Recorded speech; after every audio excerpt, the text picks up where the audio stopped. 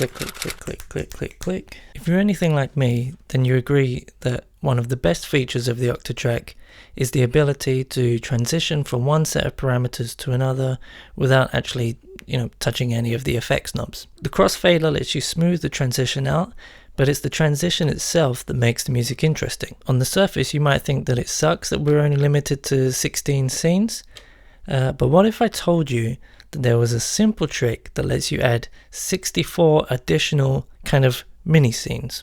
And not only that, but also it lets you mix them with the 16 traditional crossfader scenes. Firstly, as usual, I just want to say thank you for choosing to watch the video.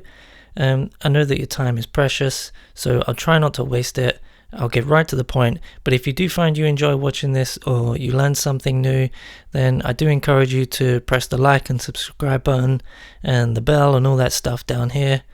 The YouTube algorithm is pretty cruel, and every interaction that you make gives me a little bit more strength to defeat it. Similar to last week's video, this one can only be done on either the through track, neighbor track, or the master track, which is just as well because otherwise the sequences on these tracks are hardly used for anything else. Okay, so I have this little musical loop that I've put together.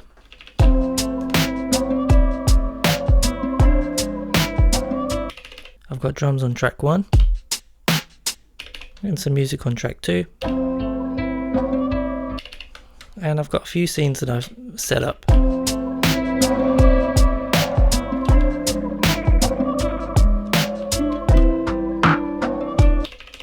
So I'm going to go over to my master track here, and before I do anything else, I'm going to set the master track so that it is plays free. I'm going to set the trig mode to hold and the trig quant to direct.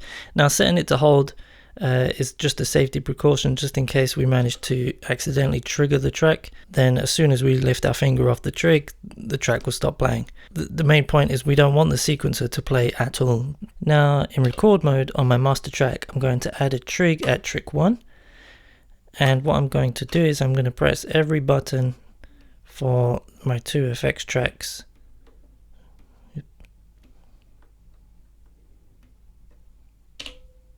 This is going to be our default setting, so when we want to return to normal, this is the trig that I'm going to use. Now I'm going to do similar on the other trigs, but for each one I'm going to design my own presets. So for example here I'm going to maybe bring the EQ down and the Q up. For this one I'm going to mess around with the amp modulation. This one, crank up the bitrate reduction, sample rate reduction, distortion, and amp modulation. I think that's enough. Now before I start playing around with the track, I'm going to press function and copy to copy the track. This is just kind of a safety precaution, just in case anything goes wrong during the performance. I can then press function and paste to bring the track back. One final thing that we need to do before we can play is we need to go into our project to personalize, and we need to make sure that preview without effects is switched off. This technique doesn't work if it's switched off, and that's because we're going to be using Trig Preview to activate our effects presets. Now that's all set up, what I can do is I can press play to play the music, and at any point I can just hold a trig and press yes.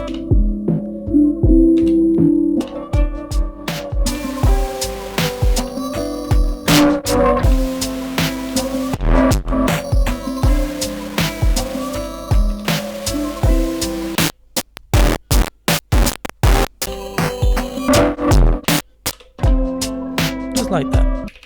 That's all you have to do. You just have to hold the trig that you want to activate, press yes. All of your settings and parameters that you've set for that trig will become active for the entire master chain. You can also combine these with your traditional scenes. So for example, if I activate this one,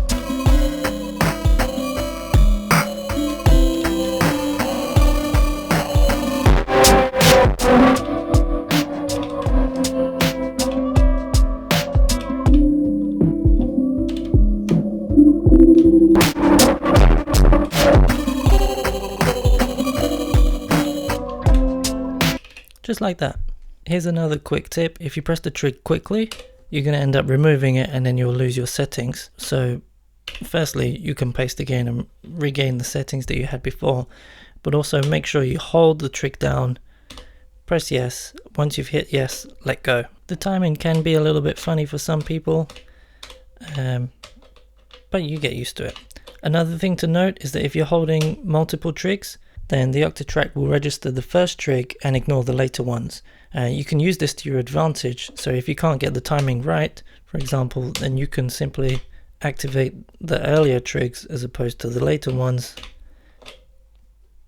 and then you don't have to worry about accidentally deleting your trigs.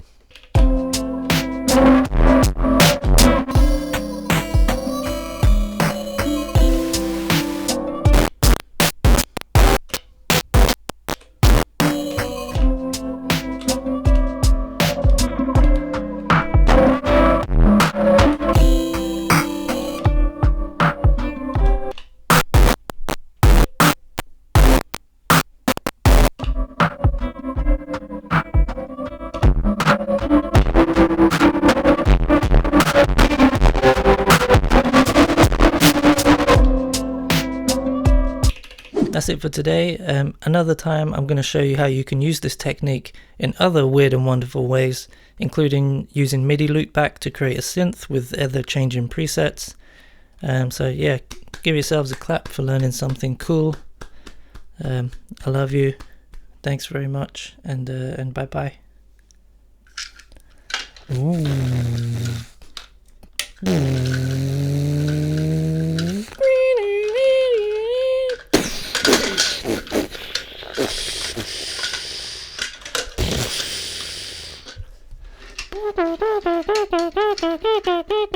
Hey.